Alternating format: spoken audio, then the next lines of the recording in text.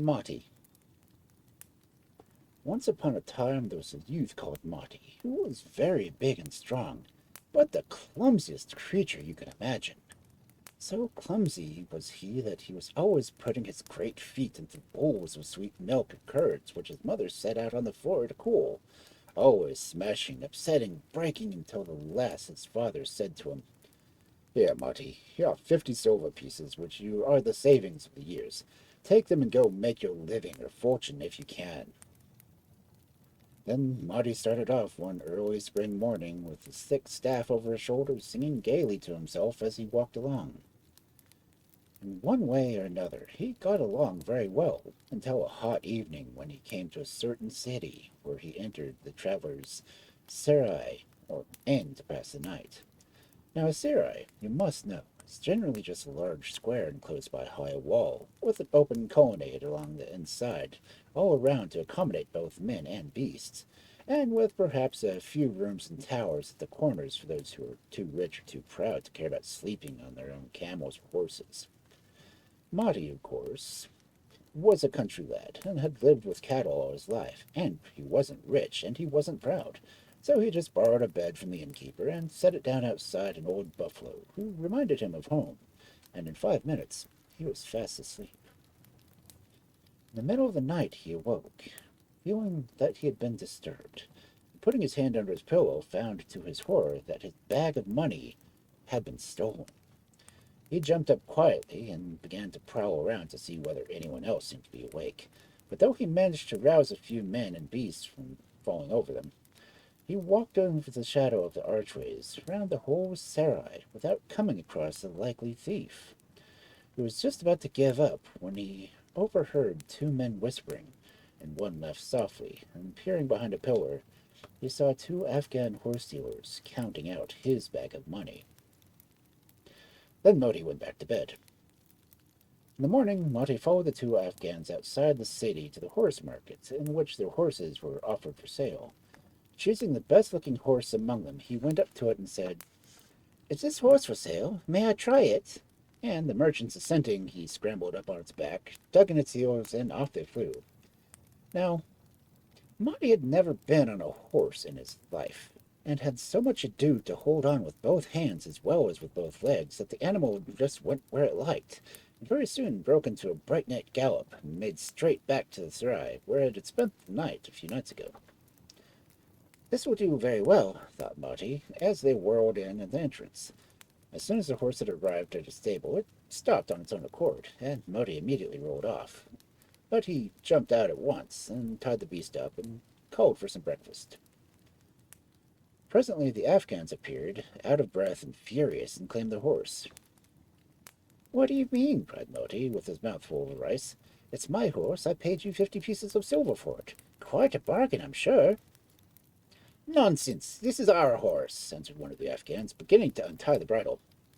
"Leave off!" shouted Moti, seizing his staff. "If you don't let my horse alone, I'll crack your skulls, you thieves.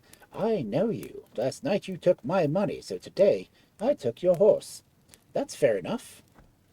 Now the Afghans began to look a little uncomfortable, but Moti seemed so determined to keep the horse that they resolved to appeal to the law. So they went off and laid a complaint before the king that Moti had stolen one of their horses and would not give it up nor pay for it. Presently a soldier came to summon Moti to the king, and when he arrived he made his obeisance, and the king began to question him as why he had galloped off with the horse in this fashion. But Moti declared that he had got the animal in exchange for 50 pieces of silver, whilst the horse merchants vowed that the money they had on them was what they had received for the sale of other horses, and in one way or another the dispute got so confusing that the king, who really thought that Moti had stolen the horse, said at last, "Well, I tell you what I will do. I will lock something into this box before me. If he guesses what it is, the horse is his. If he doesn't, then it is yours." To this Moti agreed, and the king arose and went out alone by the little door at the back of the court, and presently came back clasping something closely wrapped in a cloth under his robe, and slipped it into the little box, and unlocked the box, and set it up where all might see. "Now," said the king to Moti, "guess." It happened that when the king had opened the door behind him, Moti had noticed that there was a garden outside, Without waiting for the king's return, he began to think what he had gotten out of the garden and small enough to shut in the box. Is it likely to be a fruit or a flower? No, not a flower this time. He clasped it too tight. Then it must be a fruit or a stone. If a stone, he wouldn't wrap in a dirty stone in a nice clean cloth. Then it is a fruit, and a fruit without much scent. Or he could not be afraid that I might smell it. But now what fruit without scent is in season right now? When I know that, I shall have guessed the riddle. And, as he had said before, Moti was a country lad and was accustomed to work in his father's garden. He knew all the common fruits, so he had really thought he ought to guess the right. But as to not let it seem too easy, he gazed up at the ceiling with a puzzled expression, and he looked down to the floor with an air of wisdom and his fingers pressed against his forehead. And then he said slowly, with his eyes on the king, "It is freshly plucked, it is round and it is red. It's a pomegranate." Now, the king knew nothing about fruits except that they were good to eat, and for seasons he asked for whatever fruit he wanted whenever he wanted it, and saw that he got it. So to him, Moti's guess was like a miracle, and clear proof not only of his wisdom but of his innocence, for it was a pomegranate that he had put into the box. Of course, the king marveled and praised Moti's wisdom. Everyone else did so too, and whilst the Afghans went off crestfallen, Moti took the horse and entered into the king's service. Very soon after this, Moti, who continued to live in the serai, came back one wet and stormy evening to find that his precious horse had strayed. Nothing remained of him but a broken halter cord, and no one knew what had become of him.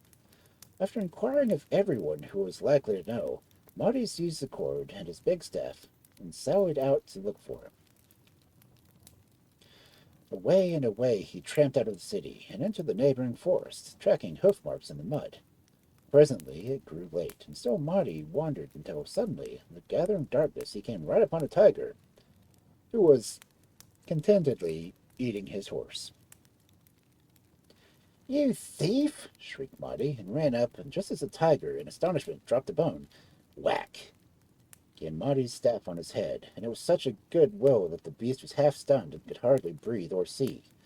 And then Moti continued to shower upon him blow after blow and abuse, till the poor tiger could hardly stand, whereas his tormentor tied in the end of the broken halter around his neck and dragged him back to the serai.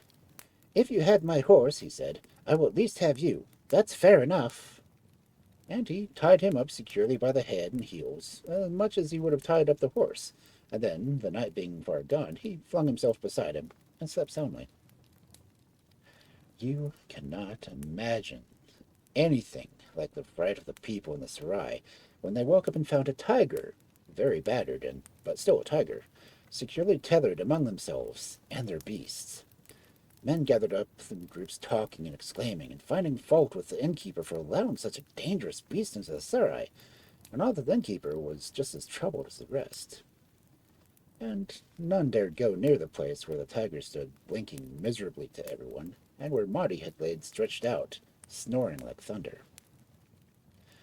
At last news reached the king that Moti had exchanged his horse for a live tiger. Then the monarch himself came down, half disbelieving the tale, to see if it were true. Someone at last wakened Moti, and news that the royal master had come, and he rose yawning and was soon delighted, explaining and showing off his new possession. The king, however, did not share his pleasure at all, but called up a soldier to shoot the tiger, much to the relief of all the inmates of the serai, except Moti. The king, however, was before convinced that Moti was one of the wisest men, was now still more convinced that he was the bravest, and he increased his pay 100-fold, so that our hero thought that he was the luckiest of men. A week or two after this incident, the king sent for Moti, who, on arrival, found his master in despair. The neighboring monarch, he explained, had many more soldiers than he, and had declared war against him, and he was at wit's end, for he had neither money to buy him off, nor soldiers enough to fight him off. What was he to do? "If that is all, don't make trouble," said Moti. "Turn out your men, and I'll go with them, and we'll soon bring this robber to reason." The king began to revive hopes of these words, and took Moti off of his stable, and where he bade him choose for himself any horse he liked. There were plenty of fine horses in stalls, but to our king's astonishment, Moti chose a poor little rat of a pony that was used to carry grass and water for the rest of the stable. "But why do you choose this beast?" said the king. "Well, you see, your majesty," replied Moti, "there are so many chances that it may fall off, and if I choose one of your big fine horses, I shall have so far to fall and probably break my leg or my arm, if not my neck. If I fall off this little beast, I can't hurt myself much." A very comical sight was Moti when he rode out to war. The only weapon he carried was his staff, and to help him to keep his balance on horseback, he had tied each of his ankles to a big stone that nearly touched the ground as he sat astride the little pony. The rest of the king's cavalry were not very numerous, but they pranced along armor on fine horses. Behind them came a great rabble of men on foot, armed with all sorts of weapons, and last of all, the king with his attendants, very nervous and ill at ease. So the army started. They had not very far to go, but little Moti's pony, weighed with a heavy man and two big rocks, soon began to lag behind the cavalry, and would have lagged behind the infantry too, only they were not very anxious to be early in the fight, and hung back as to give Moti plenty of time. The young man jogged along more and more slowly for a time, till at last, getting impatient with the slowness of the pony, he gave him such a tremendous whack with his staff that the pony completely lost his temper and bolted. From one stone came untied and rolled away in a cloud of dust to one side, whilst Moti nearly rolled off too, but clasped his steed valiantly with its ragged mane and dropped his staff and held on for dear life. Unfortunately, the other rock broke away from his other leg and rolled thunderously down a neighboring ravine. Meanwhile, the advancing cavalry had barely time to draw one side when Moti came dashing and yelling bloodthirsty threats to his pony. "You wait till I get a hold of you! I'll skin you alive! I'll wring your neck! I'll break every bone in your body!" The cavalry thought this dreadful language was meant for the enemy, and were filled with admiration of his courage. Many of their horses were too upset by the whirlwind that galloped howling through their midst, and in a few minutes, after a little plunging and rearing and kicking, the whole troop were now following on Moti's heels. Far in advance, Moti continued his wild career. Presently in his course he came into a big field of castor oil plants, 10 or 12 feet high, big and bushy and quite green and soft. Hoping to escape from the back of his fiery steed, Moti grasped one in passing, but its roots gave way, and he dashed on, with the whole plant looking like a young tree flourishing in his grip. The enemy were in a battle array, advancing over the plain, their king confident with them and cheerful, when suddenly came the front a desperate rider in a furious gallop. "Sire, save yourself! The enemy is coming!" "What do you mean?" said the king. "Sire," panted the messenger, "fly at once! There's no time to lose. The foremost of the enemy rides a mad giant with a furious gallop. He flourishes a tree for a club and is wild in anger. Where he goes, he cries, 'You wait till I get a hold of you. I'll skin you alive. I'll wring your neck. I'll break every bone in your body.' The other riders behind. You will do well to retire before this whirlwind of destruction comes upon you." Just then a cloud of dust in the distance. The king saw Moti, approaching at a hard gallop, looking indeed like a giant compared to the little beast he rode, oiling his castor oil plant, which in the distance might have looked like an oak tree, and the sound of his revelings and shoutings came down upon the breeze. Behind him the cloud of dust and the sound of thunder of hoofs, whilst here and there flashed the glitter of steel.